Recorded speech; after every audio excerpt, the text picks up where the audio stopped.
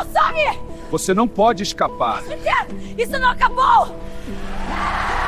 Ela pediu que atravessassem seu ventre, não por desespero, mas por orgulho.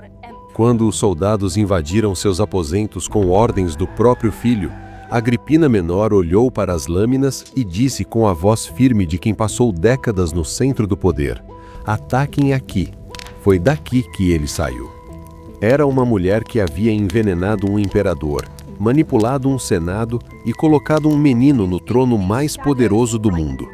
E naquela noite, em 59 depois de Cristo, esse menino havia mandado matá-la. O que os livros de história costumam contar é a versão resumida: Nero matou a mãe. Mas o que aconteceu antes disso, os anos de controle, os jogos psicológicos, as tentativas fracassadas de assassinato, o navio que afundou mas não matou, o veneno que não surtiu efeito, essa é a história que a maioria das pessoas nunca ouviu. E ela é muito mais perturbadora do que qualquer linha de um livro didático seria capaz de descrever. Agripina nasceu dentro de uma família onde poder e morte andavam lado a lado como velhos companheiros. Filha de Germânico, um dos generais mais amados de Roma, e bisneta do próprio Augusto, ela cresceu entendendo desde cedo uma verdade cruel. Em Roma, o poder não era herdado apenas pelo sangue. Ele era conquistado, negociado e, quando necessário, arrancado à força. Ela observou o irmão Calígula subir ao trono e tornar-se um tirano de puro instinto. Observou como aqueles que dependiam da violência pura eram derrubados pela própria violência. Agripina não cometeria o mesmo erro. Ela seria calculista, paciente, cirúrgica. Quando seu primeiro marido morreu e ela ficou viúva com um filho pequeno chamado Lúcio Domício Enobarbo, que o mundo viria a conhecer como Nero, Agripina não se permitiu o luxo do luto. Ela tinha um plano. Aquela criança que dormia em seu colo seria a ferramenta através da qual ela governaria o mundo. Mas para isso, precisava chegar perto do trono. A oportunidade veio na forma do imperador Cláudio, seu próprio tio. Agripina o seduziu com uma habilidade que deixava os historiadores da época desconfortáveis ao relatar. O casamento entre tio e sobrinha escandalizou Roma, mas Agripina não se importava com escândalos. Importava-se com resultados. E o resultado era claro. Ela agora era imperatriz e seu filho estava a um passo do trono. O próximo passo foi garantir que Nero fosse adotado por Cláudio, tornando-o herdeiro oficial, mesmo que Cláudio tivesse um filho biológico, britânico. Agripina trabalhou nos bastidores com a maestria de uma arquiteta. Conselheiros foram comprados, reputações foram destruídas, e quando a adoção foi finalmente aprovada pelo Senado, ela permitiu a si mesma um sorriso discreto. Só faltava um detalhe. Cláudio ainda estava vivo. Se você está gostando desta história e quer mergulhar em mais narrativas como essa, considere se inscrever no canal. Cada história é uma janela para mundos que a história oficial prefere manter fechados. Os historiadores antigos, Tácito, Suetônio, Dion Cássio, registraram com a cautela característica da época o que aconteceu com Cláudio em 54 d.C. O imperador, já envelhecido e frequentemente doente, jantou uma porção de cogumelos e morreu algumas horas depois. A versão oficial falava em acidente, mas Agripina havia contratado Locusta, a mais notória envenenadora de Roma, uma mulher cujos serviços eram disputados pelas famílias mais poderosas do império e cuja especialidade era exatamente isso: mortes que pareciam naturais. Com Cláudio morto e Britânico convenientemente afastado, Nero foi proclamado imperador aos 16 anos. Agripina tinha chegado aonde queria. Só que ela havia cometido um erro de cálculo.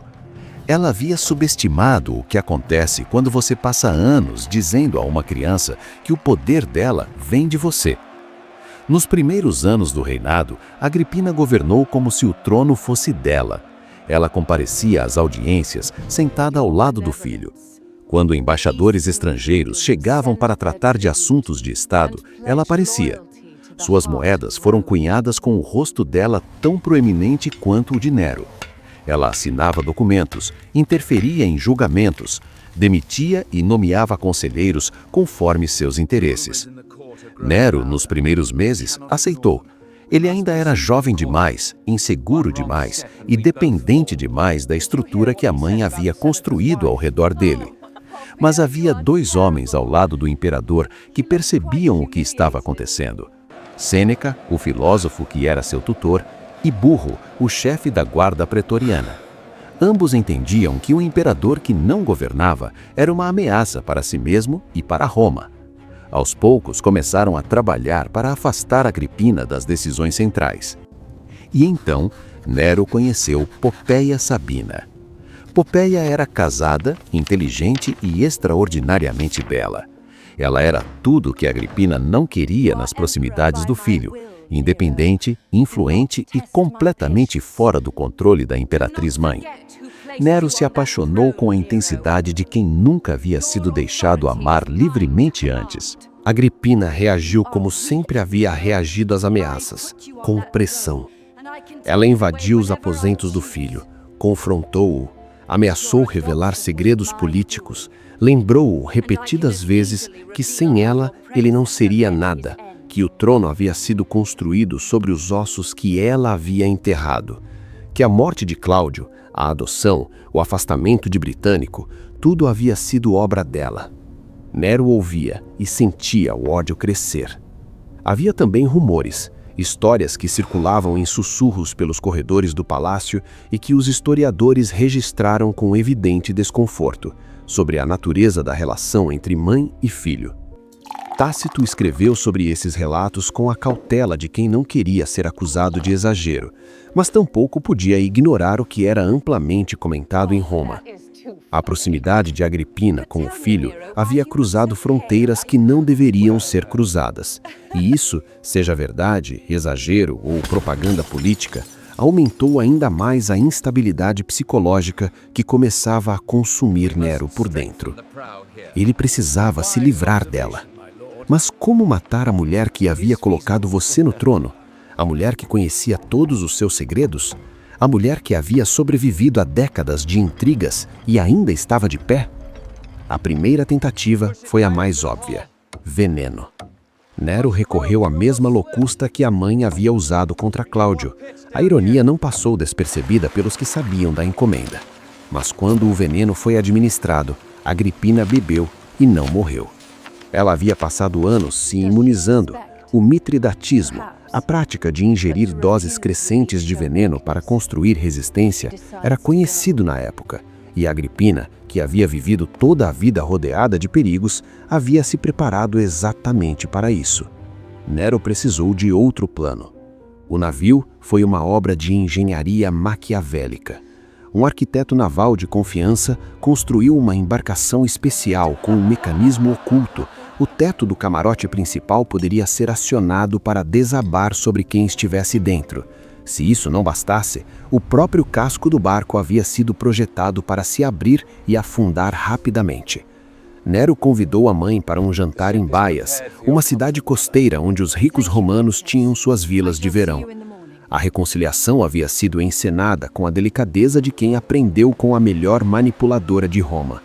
Agripina chegou, foi recebida com afeto, jantou, riu e depois, em um gesto de aparente ternura, foi colocada a bordo do navio especial para retornar à sua vila. No mar escuro, o mecanismo foi acionado. O teto desabou. Agripina, que estava acompanhada por uma serva, sobreviveu porque a serva se jogou sobre ela e absorveu o impacto. O navio começou a afundar. Na confusão e no escuro, Agripina caiu nágua e nadou. Ela nadou até a costa com a determinação de quem havia sobrevivido a toda uma vida de tentativas de destruição. Chegou à sua vila, entendeu exatamente o que havia acontecido e tomou a única decisão que ainda podia tomar: fingir que havia sido um acidente e enviar um mensageiro ao filho dizendo que estava bem e que ele não precisava se preocupar. Era uma jogada de mestre. Se Nero achasse que ela suspeitava, ele agiria com mais pressa. Se ela fingisse inocência, talvez ganhasse tempo. Mas Nero entendeu que o jogo havia acabado. Naquela mesma noite, ele mandou Aniceto, o mesmo oficial naval que havia construído o navio, com um grupo de soldados até a vila de Agripina.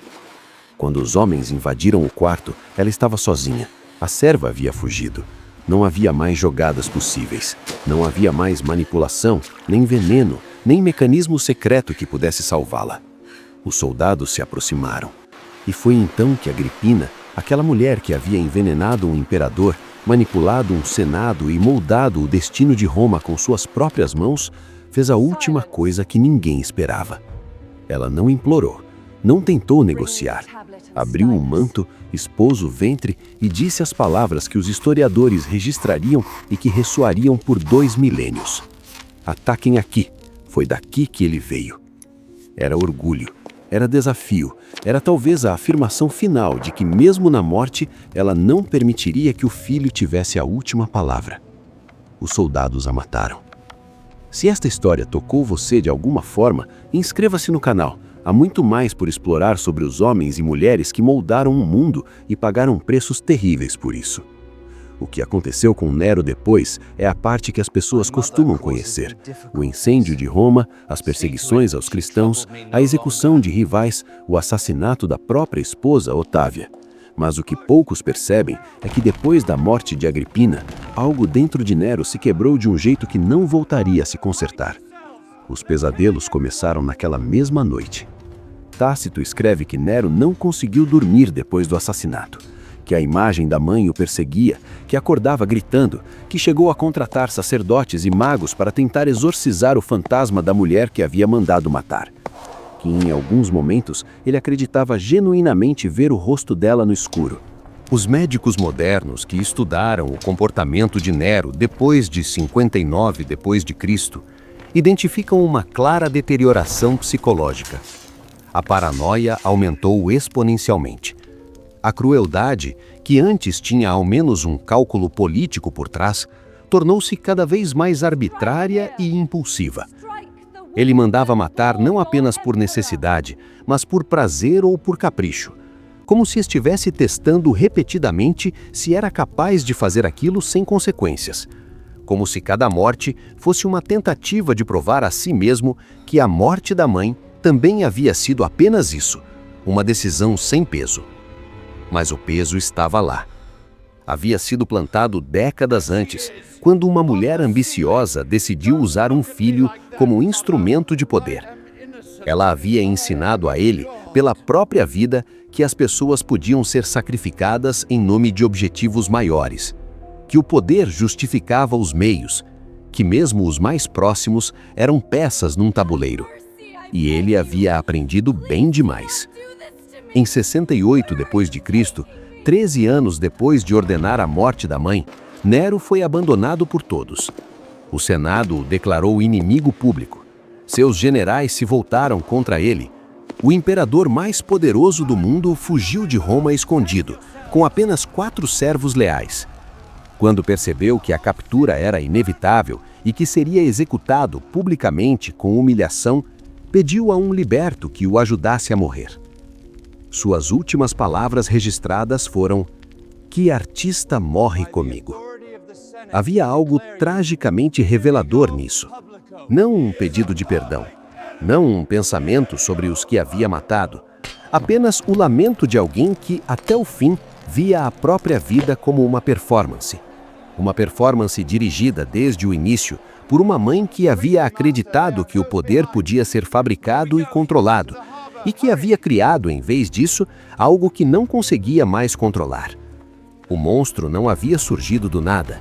Havia sido cuidadosamente construído, passo a passo, decisão a decisão, por aquela que mais o amava e mais o temia.